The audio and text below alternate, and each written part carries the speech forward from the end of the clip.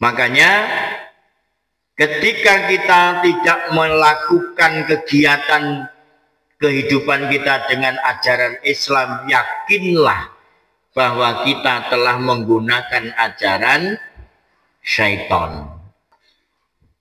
Makanya ketika kita tidak melakukan kegiatan kehidupan kita dengan ajaran Islam, yakinlah bahwa kita telah menggunakan ajaran syaitan. Itu yang dimaksud oleh Allah. Sehingga Allah menyampaikan di akhir ayat ini, innahu lakum, bahasanya. Sesungguhnya syaitan-syaitan itu bagi kalian, bagi kamu wahai orang-orang yang beriman, aduun, aduun, aduun, musuh. Jadi kalau ada bapak marah kepada ibu, itu bukan kok marah kepada ibunya, tapi marah kepada perilaku syaitonnya. Sama ketika bapak marah, pada intinya bapak sedang mengikuti langkah-langkah syaitan. Di akhir ini atau di akhir zaman ini, sekarang sudah mulai luar biasa. Salah satunya membunuh manusia itu seakan-akan bagaikan membunuh hewan. Menantu membunuh mertua, mertua membunuh menantu, istri membunuh suami, suami membunuh istri, anak membunuh orang tua, orang tua membunuh anaknya. Itu kok kayaknya, ya Allah, ini sekarang loh terjadinya. Gitu loh. Kenapa itu terjadi? Karena dia mengikuti langkah-langkah setan. Gitu. Jadi ini kita diingatkan oleh Allah agar tidak kebablasan, ya. Maka untuk menjadikan Islam kita benar-benar kuat, maka yang harus dimuhasabahi hari ini adalah akidahnya. Harus punya salimul akidah. Salimul akidah itu akidah yang bersih. Akidah yang bersih itu tidak ternodai tentang kesyirikan. Ibu pernah syirik? Gimana Bu? Pernah syirik? Jawab aja tegas, nggak apa-apa.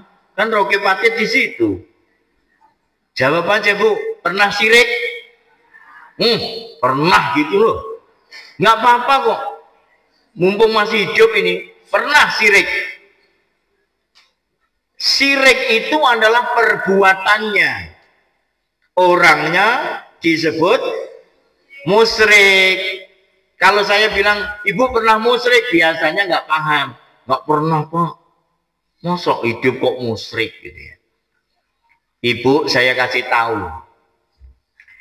Ketika kita berurusan dengan syirik, Rasulullah mengingatkan kepada kita, Rasul ini yang paling dikhawatirkan terhadap kita sebagai umatnya adalah asyirkul asghar. Syirik kecil. Kelihatannya syiriknya memang kecil, tapi ini bahaya menurut Rasulullah. Ketika disampaikan kepada sahabat, sahabat bertanya, apa yang dimaksud syirik kecil itu ya Rasul? Rasulullah menjawab, ar-riya. Engkau beramal tapi dengan niatan bukan karena Allah. Itu namanya riya, apapun amalannya. Ya. Contoh, ada suami membelikan cincin emas ya kepada istrinya dengan niatan supaya istriku lebih sayang lagi padaku. Itu niatnya bukan karena Allah. Itu sudah masuk dalam ranah riya. Karena apa? Begitu ternyata dikasih emas, istrinya nggak sayang, apa yang terjadi? Langsung muntap dia. Ngoyo-ngoyo tak tukok emas, percuma. Ternyata kayak gini kamu. Menyesal aku menikahimu sudah 30 tahun. Misalnya gitu. Itu kan akhirnya memuncak itu. Karena kesirikannya tadi. Asyirkul asghar itu begitu. Ibu masak dengan niatan agar suaminya betah di rumah. Itu ya syirik. Namanya asyirkul asghar, riya itu. Ketika dimasakkan, harapannya suami betah di rumah, nggak marung loh Pak bahasanya. Tapi ternyata apa yang telah dilakukan tadi tidak menghasilkan yang diharapkan. Akhirnya dia marah. Percuma saya masak ngoyo-ngoyo, rawon enak diwe sak magetan. Akhirnya juga dipangan, tetep neng warung nih. Dasar lo. Nah itu akhirnya, itu ke suami lo itu. Itu riyaknya itu di situ. Makanya salimul akidah ini harus kita pahami, apapun yang kita amalkan niatkan karena Allah. Jadi ketika sudah karena Allah, apapun yang terjadi kita enjoy aja. Contoh, Bapak Ibu sering bantu ke tetangga. Ketika Bapak Ibu punya kesusahan, tetangga tidak bantu, kesusahan Bapak Ibu biasa. Nggak ada sakit hati. Karena niatnya tadi karena Allah. Gitu loh. Bukan karena untuk dibalas oleh tetangganya, bukan. Ya. Maka ini perlu dipahami salimul akidah ini. Dalam Al-Quran, di dalam salimul akidah ini sebenarnya kemurnian akidah kita ini oleh Allah sudah diarahkan. Ya, ini bentuknya. Jadi dengan dalam Al-Quran itu sudah gampang banget. Ya. Yaitu di surat Al-An'am. Al-An'am itu binatang ternak. Jadi siapa yang niat hidupnya bukan karena Allah, kasarane kayak binatang ternak gitu loh Pak. Binatang ternak yang paling terkenal di Magetan itu apa? Bukan. Kalau sapi itu masih jarang Bu. Yang paling sering di Magetan itu al-wedusu. Ya. Itu. Jadi ketika tidak sesuai dengan apa yang diajarkan oleh Allah, ini surat Al-An'am ayat 162. A'udzu billahi minasyaitonir rajim. Qul inna sholati wa nusuki wa mahyaya wa mamati lillahi rabbil alamin. Ingat, diurut sama Allah. Dalam kehidupan ini kita sama dengan urutan ini. Yang paling utama kegiatan dalam kehidupan kita adalah as-sholah. As-sholah. As-sholah. Ya. Jadi yang kita pertahankan sampai hari ini adalah ajaran as-sholah. Sholatlah kamu. Sholatlah, sholatlah, sholatlah. Sholat sesuai yang diajarkan Rasulullah tentunya. Ya, ingat Bapak Ibu, sholat itu diawali dari akidah. Allahu Akbar. Ya. Tapi diakhiri dengan muamalah. Assalamualaikum. Assalamualaikum. Itu muamalah. Artinya apa? Akidah kita bisa wujud dalam kehidupan ini akan terlihat ketika kita menjalani muamalah atau dalam kehidupan nyata. Maka di masyarakat itu masih banyak begini. Jane wonge salate ya tertib, posone Senin Kemis juga tau kendhat. Ning nek kon rasan-rasan nomor wahid. Nah ini loh. Jadi sholatnya bagus, puasanya bagus, rasan-rasan tambah bagus. Ini gimana ceritanya? Ya. Apalagi kalau menyakiti hati tetangga, tambah seneng. Ada tetangga yang berkekurangan harta, dia bilang, "Bu, saya mbok ya dihutangi uang ya 10.000 atau 20.000, tapi karena dia tidak dalam kondisi akidah yang baik, dia katakan enak sampean teko-teko utang mbokmu aku." itu luar biasa loh setan itu. Ya Allah, ngono kuwi nek wong sing miskin tadi tahu setan lo gitu ya, kita nesu dengan mesti. Kalau ada orang yang Jawa yang kayak gitu, mesti jenengan langsung begitu. Coba ketika Bapak Ibu ini tidak menjalankan Islam, apalagi yang mengetahuinya ternyata anaknya. Bapak ya datang dari luar kemudian tanpa salam, anaknya tahu karena anaknya sering ngaji, kemudian bapaknya dibilang begini, "Ya Allah, setan masuk rumah," gitu. Itu dikira anaknya kurang ajar, ya kan? Nggak enak.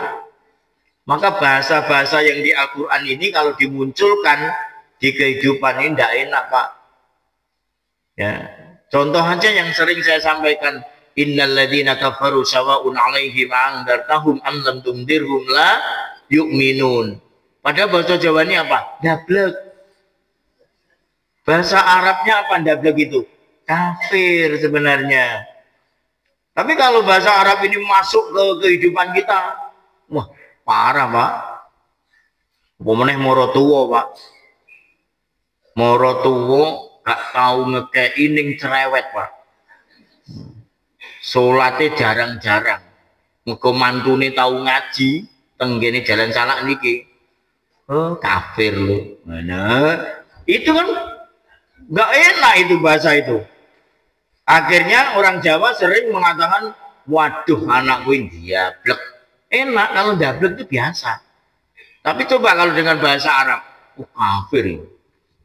Ibu kalau dikatakan Al-An'am gitu, Bibun. Biasa toh?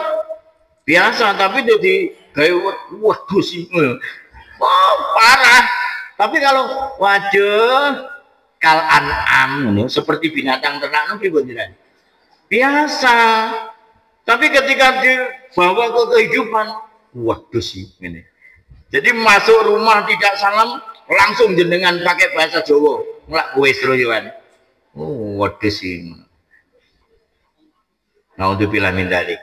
Makanya ini urutannya as-sholah, as-sholah, as-sholah. Setelah sholat kita pahami, maka Allah menyampaikan wa nusuki, maka masuk ke ibadah jenengan.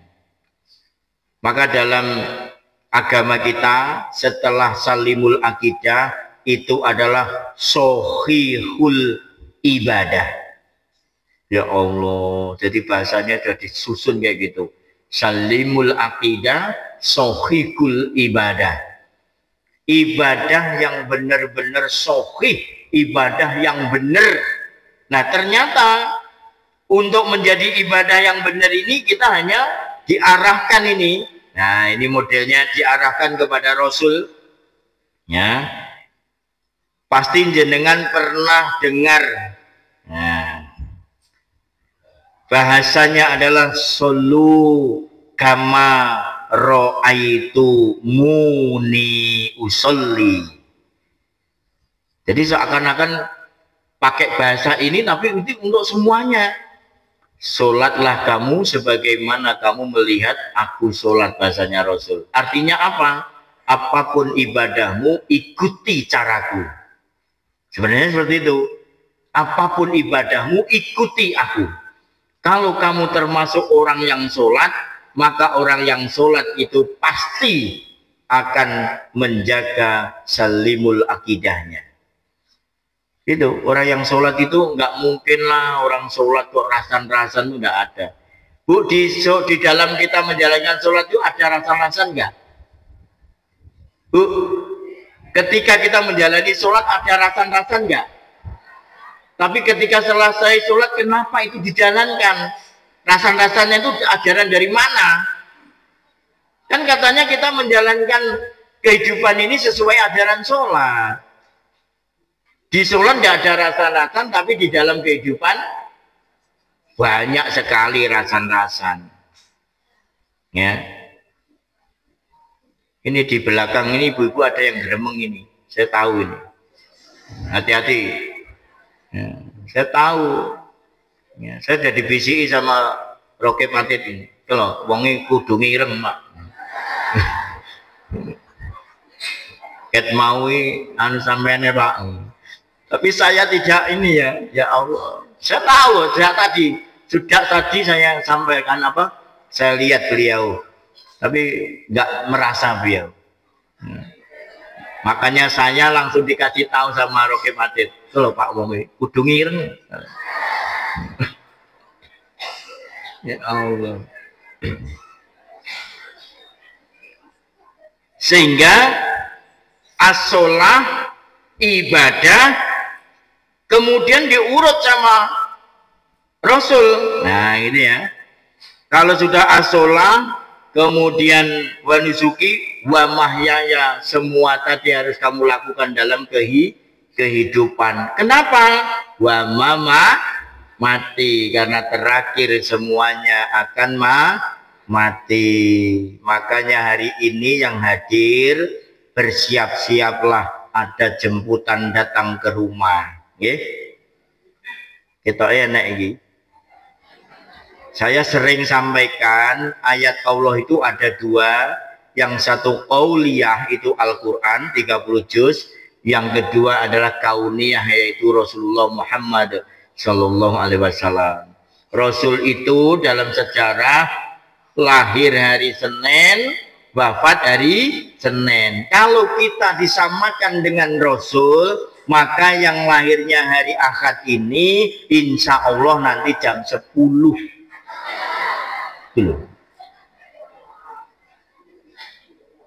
Ini benar, berarti kita nurut ayat kauniyah Rasul. Rasul itu ayat Allah. Jadi nanti jam 10 ya, yang hari akad ya, yang hari akad. Atau nanti kalau jam 10 coba jenengan bersiap-siap, kemudian kok tidak hadir, maka jam kedua nanti jam tayangnya itu jemputannya adalah jam 3 habis asar. Loh ini bener Bu, nanti kalau habis asar tidak, berarti jenengan lolos untuk hari akad ini belum. Ya, itu caranya mengingatkan kita. Nah, tapi ada juga Rasul itu dengan usianya. Usia Rasul itu 63. Berarti yang hari ini bapak-bapak, ibu-ibu yang usianya sudah 62, kalau disesuaikan dengan Rasul tinggal 1 tahun. Kurang setahun utangnya kadang dibayar. Ini mengingatkan kita. Kenapa dalam kematian itu yang paling diurusi pertama kali hutang. Karena hutang itu memang wajib harus dibayar.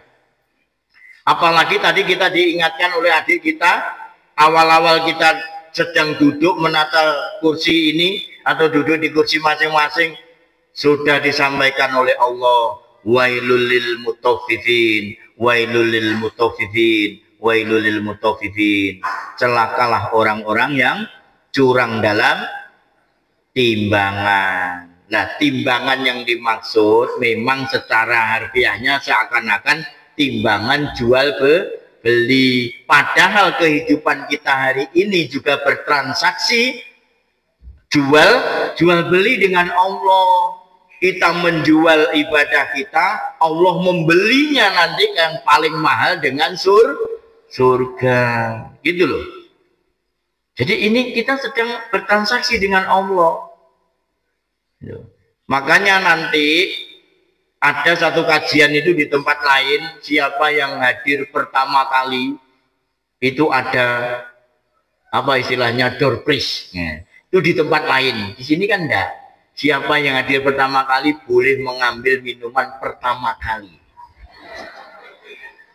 Ini bedanya di sini. Makanya walaupun terakhir tetap dapat minuman. Kalau di sana sudah terakhir nggak ada dobrisnya. Dobrisnya nggak ada. Nah, nanti dalam catatan Rokib Atid akan membedakan. Ya, saya selalu mengingatkan jenengan. Jenengan diundang panitia tetap jam 6 kan? Hadirnya jam 6:04. Wapi nih kumpulan. Gitu loh. Nah, saya ini diundang jam 6. Saya hadir setengah 6. Saya hadir setengah 6 di sini. Makanya saya hitung jumlah kursinya. Kalau nggak salah ada sekian ratus tadi pokoknya. Nah, sekian ratus kursi. Tapi anehnya ketika saya duduk di sini sendirian, belum ada yang menemani itu, duduk sendirian. Kata Rokib Atid, gak popo dewe anise. Jadi saya tenang aja, maka saya duduk di depan. Coba kalau saya berprinsip kayak jenengan datang pertama duduk di belakang, saya berarti di tempat ibu sana.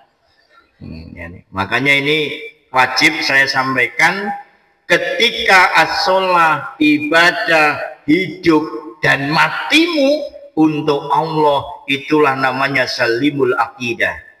Tapi ketika ibadah kita benar-benar sesuai dengan ajaran Rasul, itulah sahihul ibadah. Yang terakhir, untuk mengakhiri pertemuan hari ini, karena tadi 6:04, nanti hasilnya adalah jam 7:04, ini masih kurang 10 ya Bu. Nggak apa-apa, kurang 10 menit. Ya, nanti saya akan tepat waktu. Kalau daripada nanti jenengan gremeng, ya, lebih baik saya tepat waktu. Nah, yang terakhir setelah salimul akidah kita tertata sebagai muhasabah kita di tahun ini, kemudian adalah sahihul ibadah kita, yang terakhir sebagai penguat Islam kita, yang tadi adalah fisilmi kafah tadi, Islam kita agar lebih kuat dan sempurna, adalah matinul khuluq, akhlak yang kokoh. Jadi hasilnya ibadah itu adalah akhlak. Gitu nggih. Hasilnya ibadah itu nanti akhlak. Akhlak itu ada di muamalah kita. Saya sering sampaikan contoh ketika ibu-ibu mendapat sayur gori dari tetangga waktu itu. Kemudian kalau ibu ini benar-benar memiliki matinul khuluq, maka setelah dapat sayurnya dipindah ke tempat kita sendiri, maka tempat yang dari tetangga tadi jangan langsung diberikan, itu tidak etis. Tapi memberikannya nanti sore dengan wujud yang beda, dari gori jadi gulai. Itu matinul khuluq itu. Jadi akidahnya apa? Membawa kepada akhlak yang kuat itu. Tapi watake wong kene nek dikei sayur gori Pak, emane Pak, diganti bener, jane diganti bener. Terus nanti karena orangnya sudah kembali, dikembalikan nanti sore tapi bersih. Jari ini tonggone, ya Allah, ya paling enggak ini tarah gak duwe gori ya bayem lah. Kok malah disair wesi sambil ngomong gini, yu sepurane yo gak ada apa-apa. Ya itu ya kesro. Itu kesroh itu, ya. Makanya ibu-ibu kalau mendapat sesuatu dari mertua, maka balaslah yang terbaik. Ibu-ibu pernah dikasih mertua apa? Hah? Loh, wah ini dilupakan dengan Pak. Ibu-ibu dikasih mertua ada suami terbaik. Ya Allah, maka kasih yang lebih baik. Dikasih suami yang baik, ke mertua malah nggak baik. Mertua misalnya seneng dibawakan buah-buahan, bawakan buah-buahan yang mertua senengi. Ya, walaupun itu mungkin jarang, ya, tidak zamannya hari ini misalnya senengane manggis, ya dibawakan manggis walaupun manggisnya harus cari di Surabaya. Nggak apa-apa, itu demi mertua kok ya, demi mertua. Itu namanya matinul khuluq. Artinya kita memiliki akhlak yang lebih baik. Itu loh Pak, akhlak yang lebih baik. Ya, ibu-ibu yang kemarin tahun 1446 kalau kehajatan masih ngomel, maka 1447 tidak ada lagi ngomel. Ini kan jenengan ini sewenengan ini koyok neng TV review, ya. Review kuliner gitu, jenengan sering kan review kuliner, tapi jenengan biasa review ini gak apik sih. Terus kadung nyumbang wake-wake, jajani lo kerupuk, saya ketemu lo balik ini kerupuk nemen-men, ya Allah. Itu yang sering terjadi begitu, ya. Makanya kalau kita mau berbuat sesuatu yang salimul akidah tadi, niatkan karena Allah. Mau kerupuk, mau apa, sudah nggak apa-apa, beres saja, nggak ada yang aneh. Yang aneh itu kalau ada tetangga ngundang, jenengan nggak ada acara apa-apa, jenengan nggak datang, itu jadi aneh. Tapi kalau saya menjadi tetangganya, malah tak kirimi Bu. Jadi nek gak teko tak kirim. Kalau di desa saya sering begitu. Oh, si Ahin nggak datang, dikirim Bu malahan. Akhirnya si istrinya datang, sepurane nggih bapake mau ngeceng-ngeceng ngono. Jadi alasan keturun. Ya Allah. Nah, maka ini sudah kita dapatkan muhasabah kita, salimul akidah, sohihul ibadah, matinul khuluq.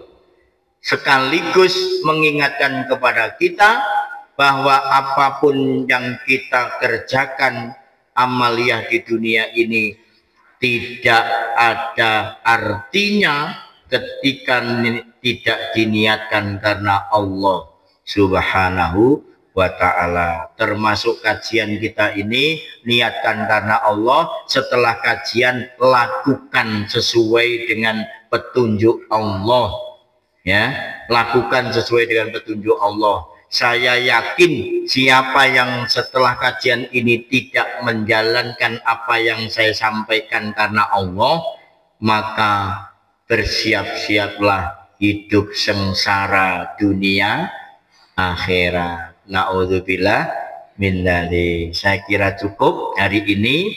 Semoga kita dipertemukan di lain waktu dan dalam keadaan iman dan takwa kepada Allah Subhanahu wa ta'ala. Saya akhiri, kurang lebihnya mohon maaf. Bila taufiq wal hidayah. Wassalamualaikum warahmatullahi wabarakatuh.